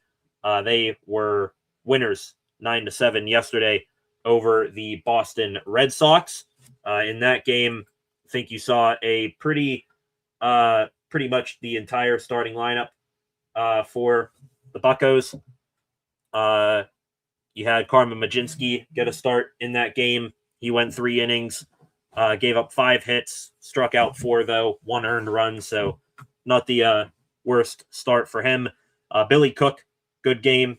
3 for 3 was a, I think, triple shy of the cycle. And then Nick York, he was 2 for 3 with a 3-run home run. 9-7, the final score for that. They also helped the Pirates and the Penguins both beat Boston teams yesterday, so that was pretty good. The only other thing going on with the Pirates team themselves right now, as a matter of fact, they are in action as we are speaking. They are top of the 3rd inning against the New York Yankees. Yankees right now have a 1-0 lead. Billy Cook, Connor Griffin, Henry Davis, Rafael Flores, Endy Rodriguez, Tyler Callahan, and Manuel Valdez, Jostinson Garcia, Dominic Fletcher with Jose Urquidy on. That is the lineup for the Bucks in this one. Pretty much the most exciting thing you could see in that game is seeing how Griffin does. Do think that Griffin, we are leaning closer towards him just starting the year in AAA now. Charrington was asked on Saturday whether Griffin will remain in Major League camp for its entirety or not. Charrington said just to take it day by day. As we get a little bit deeper into March here, we'll start to make decisions as we get closer. Overall, just as well as it is to see Griffin continue to do well in spring training, I do think the Bucks have set in their mind just to get him, a couple at bats in AAA. So we'll see what happens with the Bucks. Outside of the Pirates, though, World Baseball Classic, it is heating up right now. You had O'Neal Cruz and other Pirate representatives who have absolutely been balling lately in the WBC. Cruz, Friday night, hit one of the most insane home runs you will see. And I've seen a few O'Neal Cruz insane home runs. 450-foot, 116.8 mile an hour home run for O'Neal Cruz on Friday down in Miami. Just absolutely tanked the ball. It was an absolute no-doubter, kind of like that Kyle Schwarber one for the U.S. the other night against Great Britain. Cruz again today, the Dominican Republic, they played Team Israel this afternoon. Cruz had another home run in that one. That was more of a line drive home run. Also, same inning, as a matter of fact, for Team Israel. Spencer Horwitz hit a home run, so good stuff for Horwitz. Was batting leadoff for Israel. Wonder if he's going to do that in the regular season for the Pirates. Team Mexico, yesterday, Nick Gonzalez had an RBI single against Brazil, and Mexico, they blew out Brazil 16-0, which takes us into tonight. As I said at the top of the show, tonight, Paul Skeens, all eyes are on this TV here in less than an hour. Skeens will tote the rubber for Team USA against Mexico, which Team USA has not beaten Mexico in the last 3 straight times they have met in the World Baseball Classic, dating back to 2006. So Team USA starting off the tournament with a couple of blowout wins. Mexico, they have pretty much done the same now. 2 good teams as well. They will meet tonight in the WBC. The lineups for both of those teams, real quick, I'll emphasize them again here on the live stream that will be starting here in roughly 50 minutes. You got for Mexico, Jaron Duran, Randy Arozarena, Jonathan Aranda, Alejandro Kirk, former Bucco Rowdy Tellez. I believe that's Nacho Alvarez Jr., current Bucco Nick Gonzalez, Alec Thomas, Joey Ortiz, and then Beretta, whoever Beretta is for them, is their starting pitcher. The U.S., though, stacked, and they are going all in tonight in this game. Bobby Witt Jr., Bryce Harper, Aaron Judge, Kyle Schwarber, Alex Bregman, Cal Raleigh, Roman Anthony, Byron Buxton, Bryce Terang, with big number 30 Q Country Roads, Paul Skeens on the mound. So excited to go live for that game here. We're going to wrap up the show here in about, hopefully within the next 20 minutes, half an hour, just so I can catch my breath before the next live stream. But please do indeed come on back here in about 45 minutes. We'll be live for Team USA versus Mexico. That game starting at 8 p.m. 11 of you still hanging in here right now. Going to get into the extra Pittsburgh sports news here right now, actually. I was going to, go back to the comments section or go into back to Twitter, see if there was anything new popping off. But let's just get it out of the way right now. Extra Pittsburgh sports news from the past few days here on Monday, March the 9th. Back to football here, ladies and gentlemen. I'm sure you guys are interested in this just as I am. Compensatory picks. Those are officially out for teams across the NFL, and the Steelers, they do get 4 compensatory picks, and they are what we thought they would be. The Steelers get a 3rd round compensatory pick that is going to come somewhere in the I believe that is going to come somewhere in the 99 pick range. They also got a 4th round pick that will be around, not quite, but around pick 135. Then they got 2 6th round picks. Those will come somewhere in the 214 to 216 pick range. So those are, I believe, the picks that they got for losing Dan Moore Jr., Najee Harris, Justin Fields, and Russell Wilson from last offseason. That now gives the Steelers, of course, 12 picks in this year's draft officially: a first-round pick, a second-round pick, 3 third-round picks. So that's 5 picks in the top 100. I believe actually that comp pick is pick number 99. So that third-round compensatory pick, we do know that.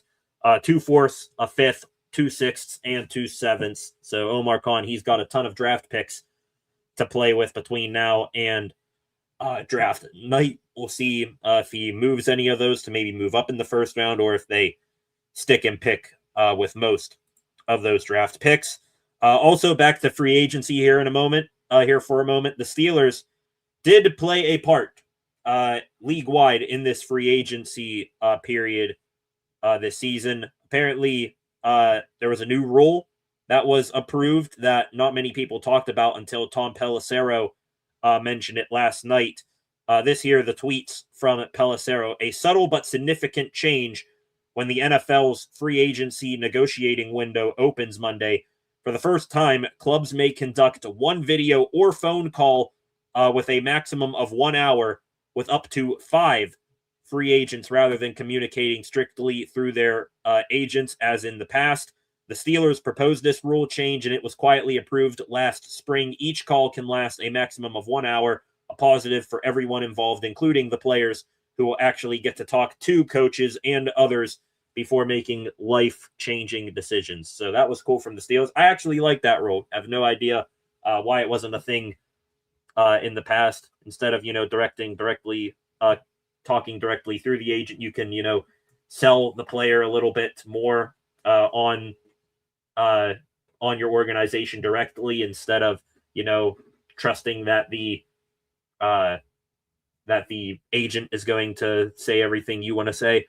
Wrapping up here, the extra Steelers news for the day. I believe I mentioned this on the NHL trade deadline live stream from Friday. Terrell Austin found new employment per Jeremy Fowler. He is a senior defensive assistant now with the Arizona Cardinals. So Isaac Seumalo, with no, sort of correlation with Terrell Austin. He'll see a familiar face out in the desert. Broderick Jones, his recovery timetable is more hopeful than anticipated, according to Steelers beat writer Jerry Dulac. Instead of it being in the 7 to 9 month range, you're looking more around a 6th 6-month return for Broderick Jones. So good stuff there, that his neck injury might not be as worse as initially thought, and also that not going to get his 5th year picked up. I think we all know that, but maybe Jones will have more of a fighting chance now to fight for a new contract and not be, completely going into free agency a year from now without any sort of recent tape to play off of. The Steelers, if they do want to move in a different direction from Broderick Jones, they did confirm their first top 30 visit on Friday, and it is 6'9", 346-pound offensive tackle out of Miami, Markel Bell. Massive human being, participated in the Senior Bowl, projected to be a late day 2, early day 3 pick. That's per Mike DeFabo, who covers the Steelers as well. So Markel Bell, the first of the top 30 visits that the Steelers will conduct between now and the draft for college projects or college prospects. Excited to see how Markel Bell would look in a Steeler uniform. Massive human being, like the size there. This way outside the realms of football, but it is hilarious. Apparently, Logan Paul was looking to fight NFL players, saying he can beat up any NFL player in a boxing match, even Myles Garrett. 2 former Steelers took up the challenge, Le'Veon Bell and Braden Fajoko. Then over the weekend, Logan Paul, I'm going to tell you, he probably faked this because he's actually, talk all the talk but don't walk the walk. Apparently, people from WWE told him to shut it down, that he couldn't go. He made a whole big scene of it on a live stream. Le'Veon Bell caught wind of this and said, hey, hold up. He had somebody call him and act like he can't make this happen anymore. We have went on and on. He actually faked the phone call. He is crazy scared. Logan Paul's tweet that Le'Veon Bell referenced. Logan Paul said, "I'm too valuable of a WWE superstar to be fighting bums. The boss is called. Want to take the opportunity to congratulate Le'Veon Bell and Braden Fajoko for their 15 minutes of relevancy, now back to being broke and retired." Not gonna lie, Bell ended up beating Adrian Peterson in that one boxing match. He'd probably take Logan Paul. Also, Braden Fajoko, retired defensive lineman, but I bet you he's still a massive human being. He would probably eat Logan Paul alive there. So we'll see tons more of those guys talking crap on Logan Paul. It's hilarious, including Braden Fajoko saying, "We won, where we celebrating at, Lev." That's hilarious. Last two things here on the Steelers for today. Happy birthday over the weekend. Lynn Swann, Steelers legend, celebrated his birthday, as did another Steeler legend, Hines Ward, Super Bowl 40 MVP. Good stuff there. Back into baseball or hockey, excuse me, here for one moment. Just one extra Penguins story for the day. The Pens did, where was it? I just had it. Here it is. They did assign Jack St. Ivany down to Wilkes-Barre on a conditioning loan, so the Pens could wind up getting even more defensive help here soon. We'll see if St. Ivany gets back up here and if he gets back into the lineup. And then wrapping up here with some extra Pittsburgh Pirates stuff for the day. The Bucks, they did start those spring training cuts that I think I mentioned with Ben Cherington and Connor Griffin a few minutes ago. So far, the Bucks, they have optioned Jack Brannigan and Ryan Harbin. Brannigan, a prospect infielder who actually busted his nose in spring training, and Harbin, who might also be hurt. Those two are going to AAA and will, I assume, go to minor league camp. And then today, the Bucks, they sent 5 players to Indianapolis. Brandon Bedoya, Harrington, Antoine Kelly, and Esmeralyn Valdez, the first 4 pitchers. Valdez, an outfielder. Valdez thought he had a good spring. Same thing with Kelly. He's actually representing the Netherlands in the WBC right now. Dotel, good start. Harrington as well. Bedoya, all 5 of those guys, I think, had good springs, even though we knew they weren't going to start the year with the big league club. Reassigned to minor league camp, though, today. 3 guys. Catcher Omar Alfonso, right-handed pitcher Christian Curtis, and outfielder Mitch Jebb. Last 2 things here on the Bucks for today. We got our first look at Andrew McCutchen with the Texas Rangers back on Friday. He got to wherever the Rangers spring training camp is. Had a 6-minute long interview with one of the Texas Rangers reporters. You know, I think talked well about being with the Rangers organization, and maybe had 1 or 2 subtle digs at the Bucks, but they were probably very subtle that I did not catch on to. Seems like he stayed away from talking about the Pirates, which probably would be best instead of bashing them at this point in time. And the last thing here for the Bucks, kind of like the Steelers, a pair of birthdays from over the weekend. Happy birthday to Kent DeColvey from back on Friday, I believe. And then Jake Mangum was his birthday yesterday, current outfielder for the Buccos. He'll be the 4th outfielder, you know, filling in when one of Cruz, Reynolds, or O'Hearn is out of the lineup for the Bucks. So, all right. Think that is just about going to wrap it up for tonight, ladies and gentlemen. Last last comments here for the day.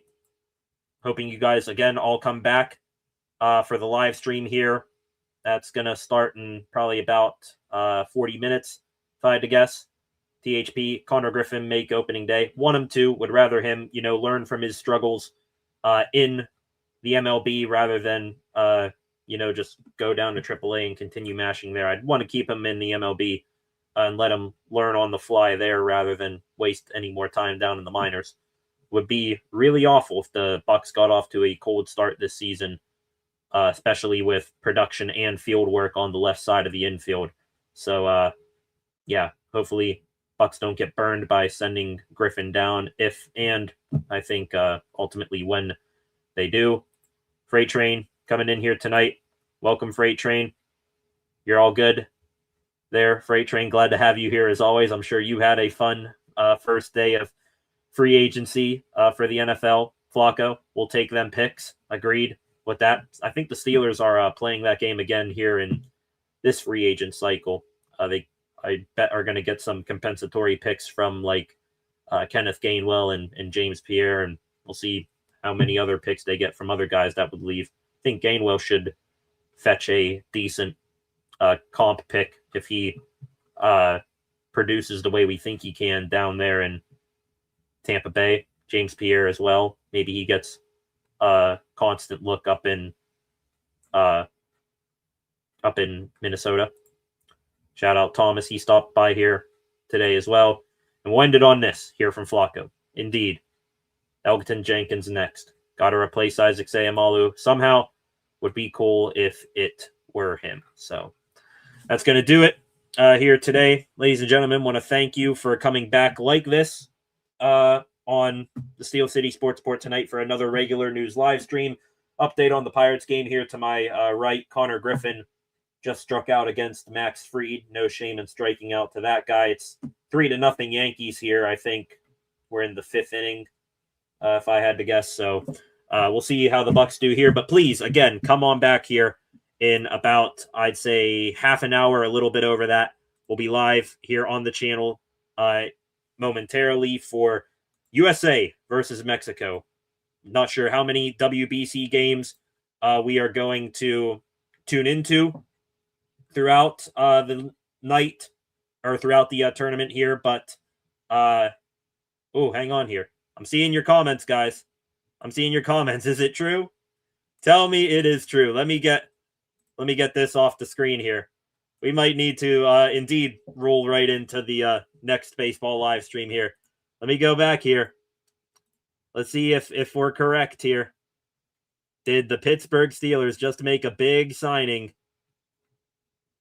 Where is it? Let me go to the notifications here. I got to see it with my own eyes before I hit the button. There it is. The Steelers. Sorry, Caleb Johnson. You are just gonna have to wait. The Pittsburgh Steelers, ladies and gentlemen, have signed Rico Dowdell, the running back. Outstanding running back. Well, not outstanding, but pretty damn good running back from the Carolina Panthers.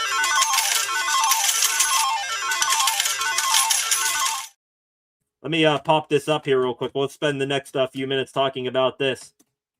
Rico Dowdell signing with the Steelers. How about that? Right at the buzzer, too, of this live stream here tonight. Dowdell signing with the Steelers. Diana Rossini with the breaking news. Steelers are signing former Panthers running back Rico Dowdell per sources. After losing Kenneth Gainwell to Tampa Bay early today, Pittsburgh adds Dowdell to its backfield. Steelers, a very interesting different direction after losing Kenny G. Instead, they add sort of a Caleb Johnson body type. Big back, 6 foot, 250 pound, big physical, decisive runner is Dowdell. So, welcome to Pittsburgh. I guess we are just going, I guess, Mike McCarthy, Pittsburgh guy, he knows all about smash mouth football here in Pittsburgh, having grown up here. You got Jaylen Warren, which I guess he's going to go back to sort of that Kenneth Gainwell role, a third down back who, catches it well, but can also run you over. So you got him who can run you over. Jaylen Warren, we all know he's a human wrecking ball. You got Rico Dowdell, who's, same thing. Maybe Dowdell, tiny bit, shorter in terms of height. Maybe he's like what you thought Najee Harris was going to be. Smash mouth guy. And then Caleb Johnson, I mean, who knows what's still going to come of him in his NFL career. But you got 3 guys who know how to run it hard and run it physical. And now they're all members of the Pittsburgh Steelers. So Dowdell signing with the black and gold. Dowdell coming off of back-to-back 1,000-yard seasons. He'll reunite with Mike McCarthy. Yeah, he did have McCarthy, too. That's a connection from their Dallas days. That's when you had Zeke there as well in Dallas. So Dowdell, After a 1,000-yard season, he joins Jaylen Warren, who Warren also had a 1,000 all-purpose yard season. Do we have any contract details? That's the one last thing that I want to know before we log off here tonight. I'm seeing your comments here over here to my right. Indeed, he is signed. The Dowdell signing is confirmed.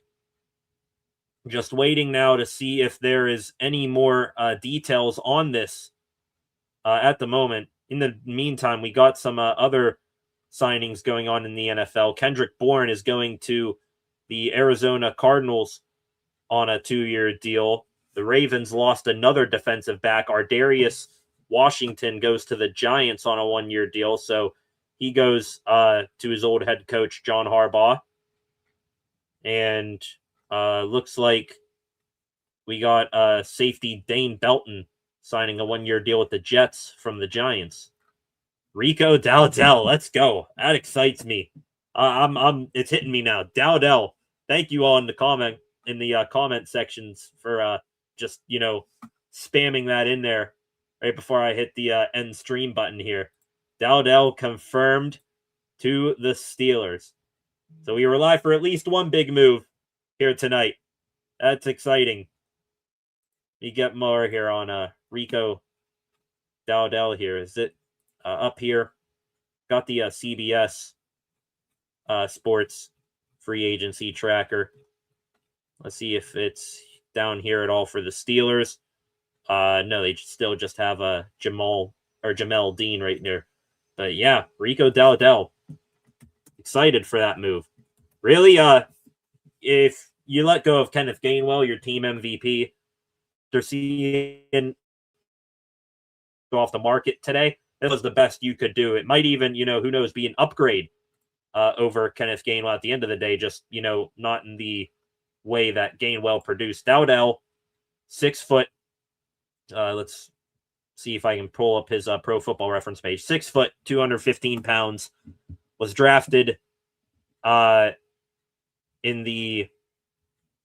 Do we have his draft here? Don't see his draft here. Or was he undrafted? He might just be up here. But last year, 17 games. Had 17 games. Had 1,076 rushing yards on 236 carries, 6 touchdowns. Nose for the end zone. I like it. Ended up, average 10. It says 17 games, but average 10. Not sure what that means. Dowdell, looking at his career here, rushing and receiving, coming off of back-to-back 2,000-yard or 1,000-yard seasons.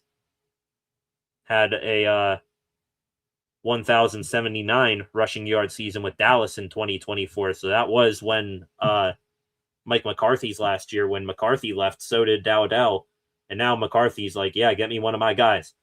At some point, people are going to, maybe bitch and complain about the whole nepotism stuff. Oh, look, McCarthy, what he did with his coaching staff and these players, all he's bringing in is, former players he's coached or had a connection with. This one's actually a good one that you should not be upset with. 100%. So that is awesome. Rico Dowdell, now a Pittsburgh Steeler. And that is a good way to end the night with some fireworks. So Omar Khan, not falling asleep like what some people put out there meme-wise. So that's cool. Rico Dowdell, a Pittsburgh Steeler. If the Steelers end up signing anybody else tonight, we'll talk about it, but it will be on a different stream. So now I'm going to wrap up the show. Again, thank you all for tuning in. On your way out, subscribe to the channel, turn on notifications, like, share, leave a comment in the comment section afterwards. Go give the channel a follow on the other social media platforms. I probably am going to have SESR60 out late tonight, so go check that out then. But please, come on back here.